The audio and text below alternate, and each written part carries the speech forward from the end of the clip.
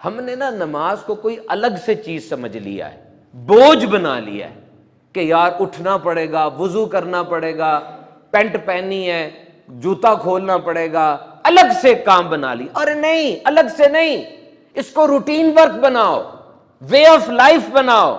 جب نماز کا وقت آ جائے سارا کچھ چھوڑ کے خود بخود نماز کے لیے چلنا ہے. اپنے آپ کو نماز کے ٹائمنگ کے حساب سے ایڈجسٹ کرو نا. آج کل صبح 5:40 پر ہو رہی ہے فجر کی جماعت اور 1:30 بجے ہو رہی ہے ظہر کی. یہ 7-8 گھنٹے کا فرق بنتا ہے، تو کچھ کرو، کاروبار، معاش، نوکری. اور 1:30 بجے کے بعد 3:45 بجے عصر کی جماعت ہو رہی ہے، چھوٹا کوئی کام رکھ لو اس میں. اور اس کے بعد عصر ہو رہی، مغرب ہو رہی ہے 5:10 پہ، 5:11 پہ، اور چھوٹا کوئی کام رکھ لو. مجھے بتاؤ پلاننگ کی اور شارٹ ٹرم گول سیٹنگ اس سے بڑھ کر کیا تربیت ہوگی؟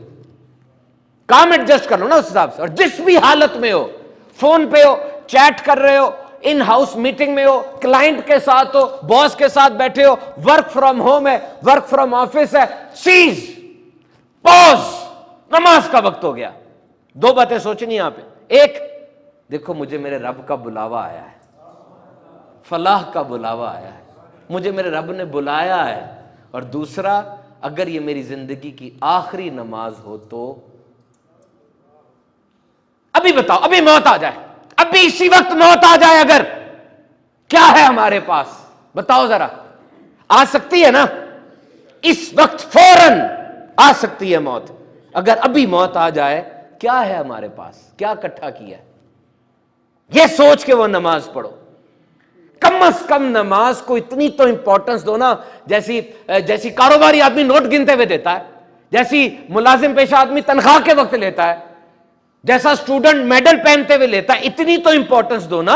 اپنے آپ سے ریزننگ کیا کرو، اپنے آپ کو سمجھایا کرو کہ میرا قرآن سچا قرآن، جس میں ہر خشک اور تر چیز کا ہے بیان، وہ قرآن جو مجھے جان سے زیادہ عزیز ہے، جس کی کوئی ناموس میں اس طرح کی حرکت کرتا ہے میرا سینہ چر جاتا ہے، اس پاک سچے قرآن کے اندر 700 بار نماز کا ذکر آیا، 80 بار صریحاً ذکر آیا. یہ نماز دین کا ستون ہے. میں دیندار آدمی ہوں نا، تو میں نے ستون گرا دیا، پورا بلڈنگ ہی منہدم ہو جائے گی. توحید و رسالت کی شہادت اہم ترین، اس کے بعد نماز ہے.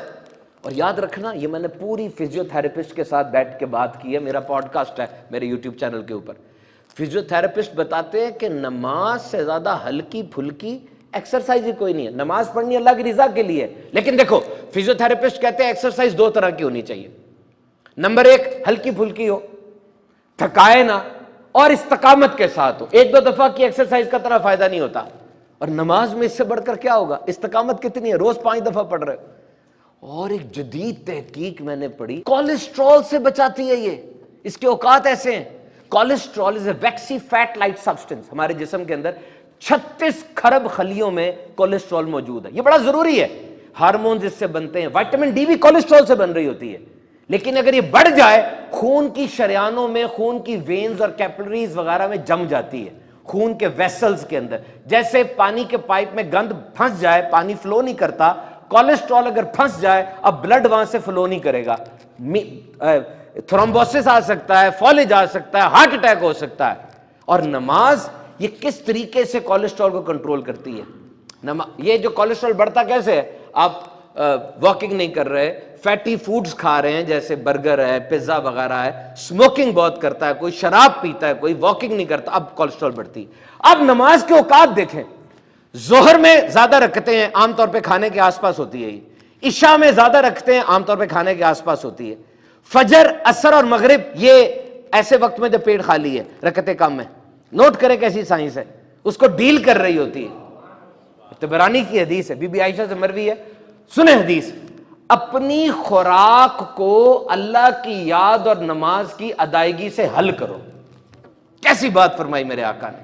نماز پنجگانہ نبی پاک سے پہلے نہ تو انبیاء کرام نے ادا کی، نہ ان کی امت نے ادا کی. یاد رکھیے گا، 5 نمازوں میں سے ایک نماز کوئی نبی ادا فرماتے اپنی امت کو حکم دیا کرتے تھے.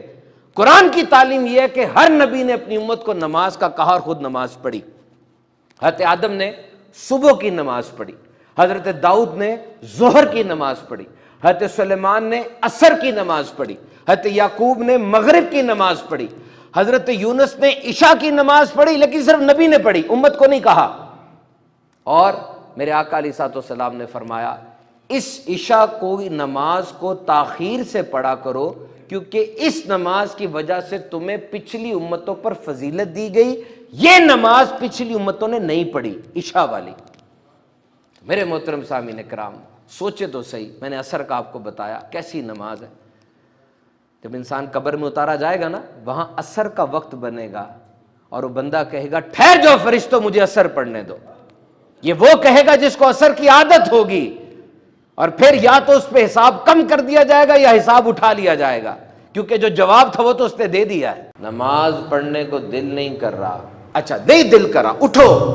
اب عام طور پہ ہم یہ کہتے ہیں اپنی موٹیویشنل سپیچ کے اندر کہ جو کام کریں پیشن، شوق، جذبے، جنون کے ساتھ کریں۔ نہیں، میں یہاں نہیں یہ کہہ رہا، آپ کا تو دل ہی نہیں کر رہا نا، آپ کیسے جذبہ جنون لائیں گے؟ میں صرف آپ سے یہ کہہ رہا ہوں اٹھو، ہٹ گرمی چھوڑو، اپنے آپ سے کہو کہ یہ پڑھنی ضروری ہے، فرض ہے، اور اب جو کہا گیا اس طرح کرتے جاؤ۔ دل نہیں کر رہا، منہ بنا لو، لیکن وضو اسی طرح کرو جس طرح کہا گیا ہے۔ بالکل ہاتھ ایسے سے نہیں کرنا، پورا یہاں تک دھو، پیچھے تک آئے یہاں تک، بلکہ آگے کر لو، کیونکہ جو وضو کا پانی لگتا ہے وہ چمکے گی قیامت کے دن، چمکے گی۔ قیامت کی چمک چاہیے نا، تو اس کو پورا دھو، ٹھیک ہے؟